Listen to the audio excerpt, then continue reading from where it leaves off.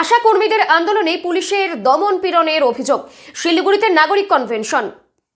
আশা কর্মীদের আন্দোলনে পুলিশের দমন পীড়নের অভিযোগ। শিলিগুড়িতে নাগরিক কনভেনশন। আশা কর্মীদের ন্যায্য দাবিতে চলা আন্দোলনের উপর পুলিশের মানবাধিকার লঙ্ঘন ও নির্যাতনের অভিযোগ তুলে বুধবার শিলিগুড়িতে নাগরিক কনভেনশন অনুষ্ঠিত হয়। কনভেনশনে জানানো হয়, জাতীয় স্বাস্থ্য মিশনের অধীনে কাজ করা প্রায় ৮০,০০০ আশাকর্মী দীর্ঘদিন ধরে কম ভাতা ও অনিয়মিত ইনসেন্টিভের মধ্যে কাজ করছেন। তাদের দাবির মধ্যে রয়েছে ন্যূনতম ১৫,০০০ টাকা ভাতা, সমস্ত বকেয়া ইনসেন্টিভ, এককালীন পরিশোধ, মাসিক ভিত্তিতে ইনসেন্টিভ প্রদান এবং ৬ মাসের মাতৃত্বকালীন ছুটি। এছাড়াও স্বাস্থ্য ভবন অভিযানের সময় আশাকর্মীদের ওপর লাঠিচার্জ ও হয়রানির অভিযোগ উঠেছে।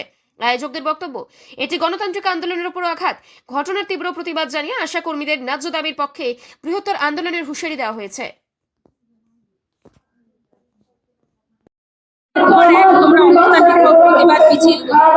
অবস্থান বিক্ষোভ প্রতিবাদ মিছিল একের পর এক তোমরা করেই যাচ্ছ, কোনো সুরাহা পাচ্ছ না। আগামীতে কি পদক্ষেপ নিতে চলেছে? একের পর এক আমরা সরকারের কাছে আমরা যাচ্ছি। যা কিছু ওনারা যদি আমাদের দাবিগুলো মেনে না নেন, তাহলে আমরা লাগাতার কর্মবিরতি করব, এটাই আমরা ঠিক করে রেখেছি। মা শিশু নিয়ে যে পরিষেবা, এটাই আমাদের কাজ। তার সঙ্গে 1000 ঘন্টা কাজ জুড়ে দিয়েছে, কিন্তু 1000 ঘন্টা কাজের কোনো টাকা দিচ্ছে না। যার কারণে আমরা ন্যূনতম 15,000 টাকা বেতন চেয়েছি। সেটা যতদিন উনি না দিচ্ছেন, আমাদের লাগাতার কর্মবিরতি চলবেই। এর আগেও তো আপনারা কলকাতায় গিয়ে নেমেছিলেন, তবে লক্ষ্য করা গিয়েছিল আপনাদেরকে ট্রেনে ইচ্ছে পুলিশ ভ্যানে তুলতে। কি বলবেন সেই বিষয়ে?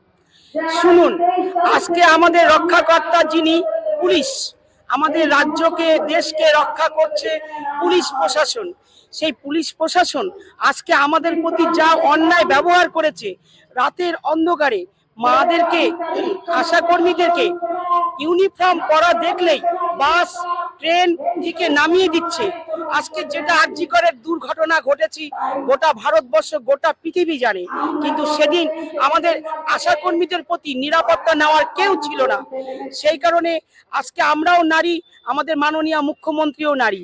তিনি কি করে অর্ডার দিতে পারেন যে ইউনিফর্ম পরা থাকলে পারেই তাদেরকে রাতের অন্ধকারে মাঝপথে নামিয়ে দেওয়া?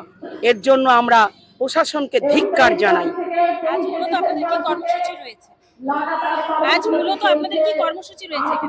আজকে আমাদের যে অন্যায় অত্যাচার করা হলো কেন, সেটা প্রশাসনকে জবাব দিতে হবে। এছাড়া পৌর স্বাস্থ্যকর্মীকেও জবাব দিতে হবে, রাজ্য সরকারকেও জবাব দিতে হবে। তাই আজকে আমরা এখানে নাগরিক কনভেনশনে সামিল হয়েছি। আজকে আমাদের এখানে প্রায় 1,500 থেকে 2,000 লোক আপাতত হয়ে গেছে, আরো হবে, সেটা আমরা আশা রাখছি। আমার নাম সরস্বতী মুখার্জি। আমি পৌর স্বাস্থ্যকর্মী কন্ট্রাকচুয়াল ইউনিয়নের প্রেসিডেন্ট।